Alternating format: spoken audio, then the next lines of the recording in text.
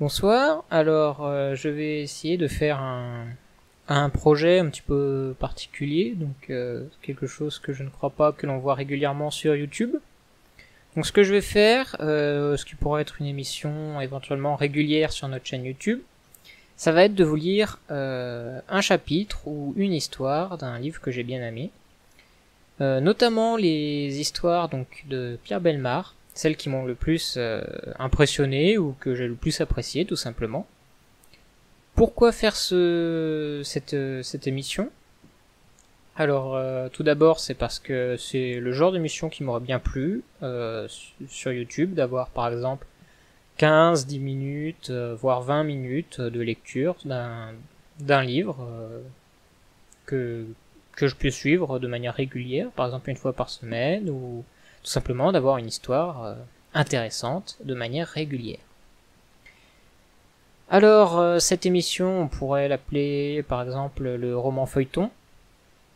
Et donc pour ce premier épisode du roman feuilleton, je vais vous lire une histoire donc de Pierre Bellemare et de Jean-Marc Épinoux dans Ils ont vu l'au-delà. Donc c'est la première histoire des 60 histoires vraies et incroyables de ce livre. Donc pourquoi avoir choisi cette histoire? Parce que c'est celle qui m'a le plus marqué dans ce livre, et c'est également la première histoire de Pierre Bellemare que j'ai lue, et probablement un des premiers livres que j'ai lus, donc tout se recoupe. Avant de commencer la lecture de l'histoire, je vais vous lire le résumé. Cela peut éventuellement vous donner envie de connaître la suite du livre. Donc le principe est simple, ce sont des petites nouvelles courtes, d'histoires vraies, toujours, et éventuellement romancées, donc sur un sujet donné. Donc je débute le résumé. Une grand-mère décédée qui réapparaît à la naissance de chacun de ses petits-enfants, uniquement s'ils sont en bonne santé. Un journaliste qui invente une histoire qui se révèle par la suite entièrement exacte. Un couple qui voit se réaliser les prévisions d'une voyante qui semble n'avoir jamais existé. Un homme qui fait graver sur sa pierre tombale la date de sa mort, 20 ans avant son décès. Une dame âgée qui disparaît en ne laissant qu'un minuscule tas de cendres. Inouï, extraordinaire, incroyable, voici quelques-uns des adjectifs que vous utiliserez après la lecture de ces histoires. Ceux qui les ont racontés, en toute bonne foi, Pierre Bellemare, pourraient être vos amis, vos voisins ou des membres de votre famille. Raisonnables et sains d'esprit, ils ont pourtant vécu et été témoins de ces événements étranges, souvent liés à des phénomènes inexplicables qui semblent suggérer l'existence d'un autre monde. Un univers invisible, dont chacun d'entre nous pourrait un jour ou l'autre connaître les manifestations. Alors, ce livre possède un double intérêt, c'est que malgré le fait que ce soit des histoires supposément vraies, ce sont, comme toutes les histoires de Pierre Bellemare, des histoires basées avant tout, et plus particulièrement sur celle-ci, sur des anecdotes ou sur des histoires racontées, bref, sur des témoignages. Ce sera à vous de considérer si ces histoires sont vraies ou fausses. Pour certaines, vous pourrez retrouver sur internet les articles relatant les faits, et pour d'autres, il faudra se fier à la bonne foi et des témoins et des auteurs du livre. La première histoire s'appelle Le Scoop et correspond au journaliste qui a inventé une histoire qui s'est révélée par la suite tout à fait exacte. Je vais donc débuter la lecture et vous souhaiter un agréable moment.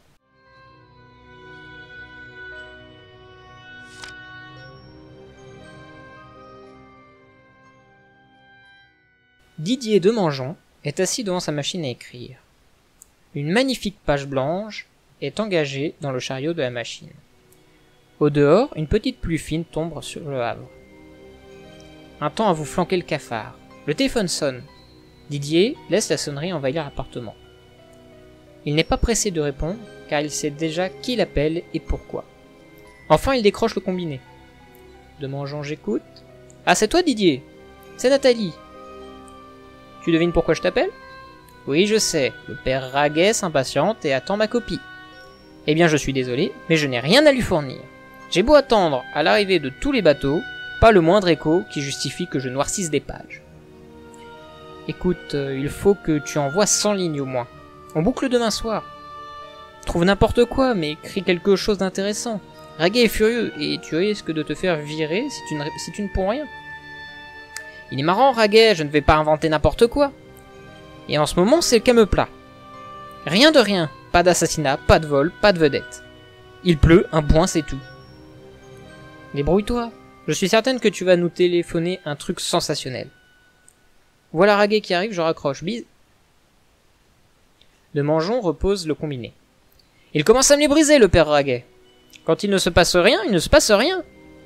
Le journaliste enfile son imperméable, met son feutre un peu en arrière, et sort à la recherche de sensationnel. Mais quand 2 heures plus tard, il revient chez lui, la situation n'a pas évolué d'un centimètre. Calme plat sur toute la ligne. Et à Paris, le père Raguet, le rédacteur en chef, attend toujours ses 100 lignes de sensationnel. La carrière de Didier Demangeon risque d'être très compromise.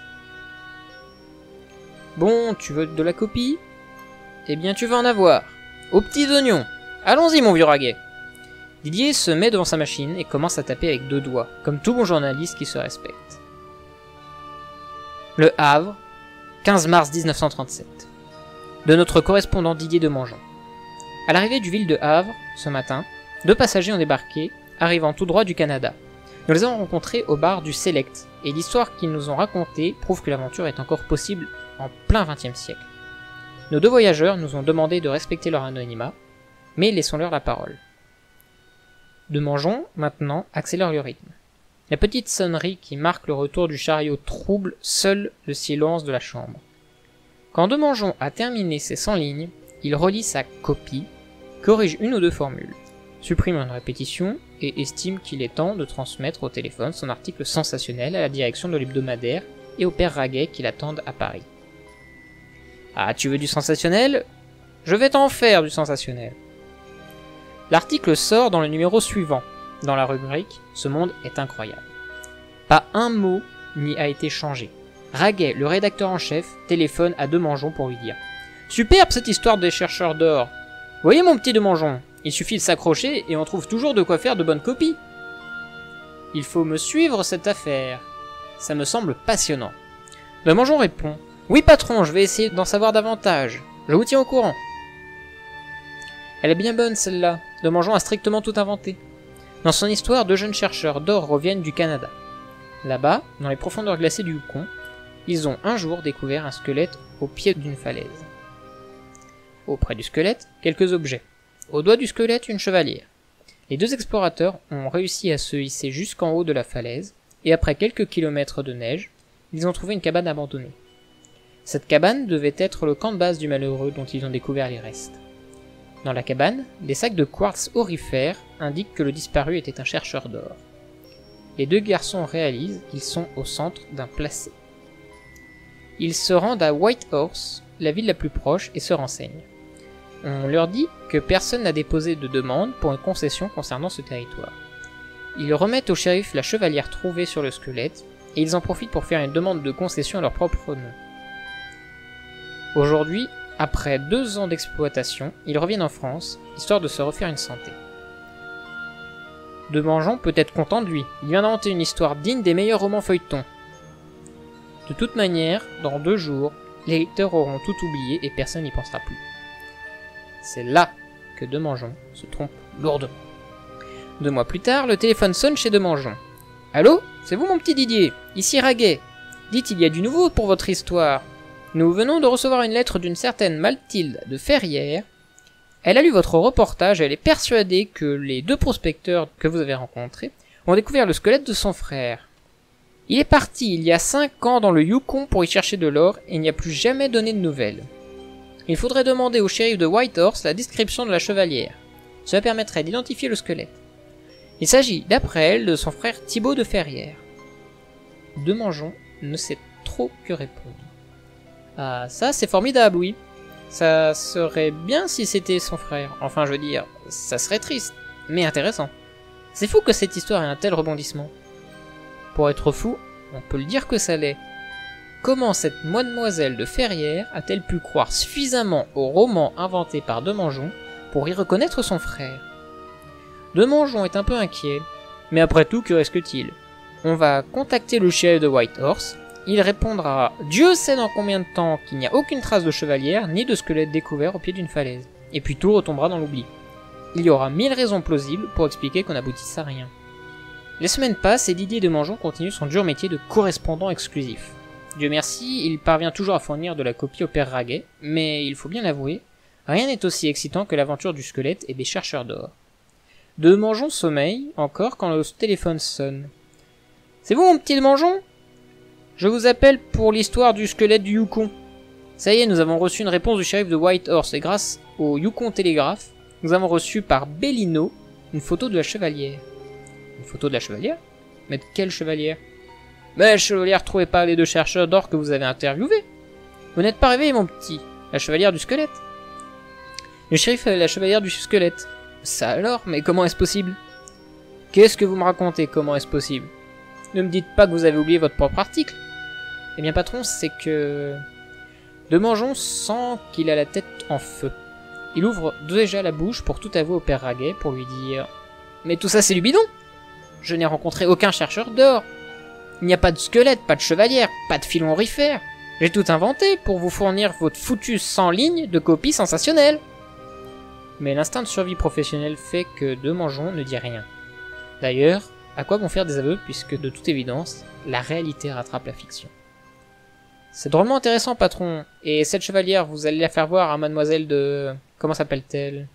Mademoiselle de Ferrières, nous l'attendons. Elle nous avait donné une description précise dès le début.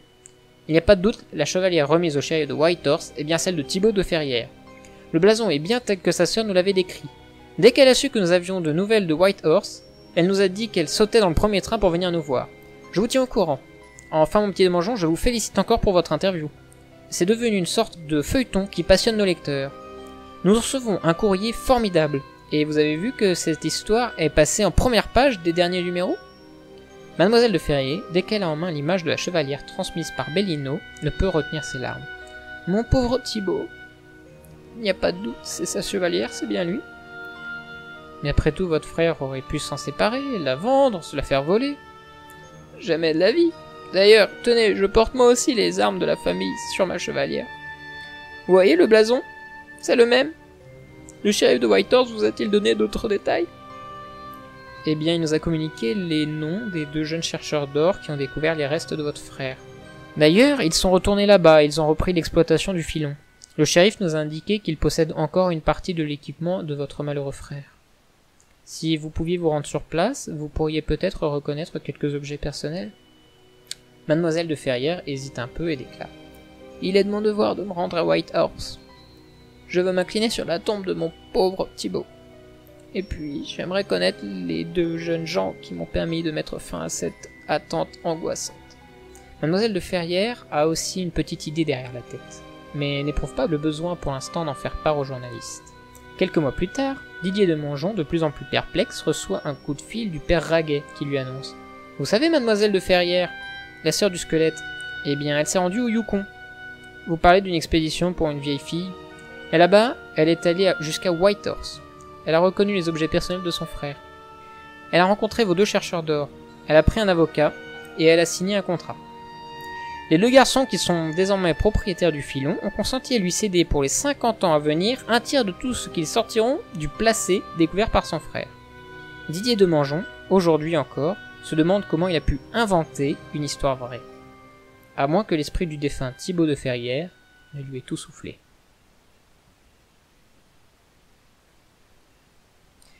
Voici que se termine notre première histoire.